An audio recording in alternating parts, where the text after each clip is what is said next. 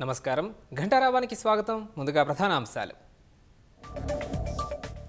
గణేష్ ఉత్సవాలకు సర్కార్ పకడ్బందీ చర్యలు, అన్ని శాఖలు సమన్వయంతో పనిచేయాలని పొన్నం సూచన.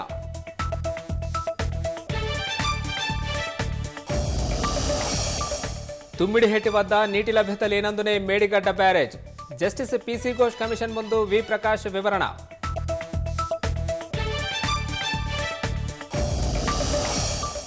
బీఆర్ఎస్ ఎమ్మెల్యేలు ఎమ్మెల్సీలతో కేటీఆర్ సమావేశం, రుణమాఫీపై అనుసరించాల్సిన కార్యాచరణపై చర్చ.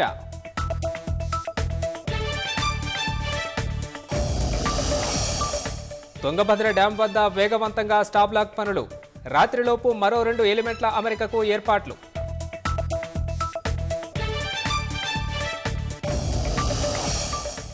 బీహార్లో కుప్పకూలిన మరో వంతెన, నిర్మాణంలో ఉండగానే 2 సార్లు కూలిందని స్థానికుల ఆరోపణ.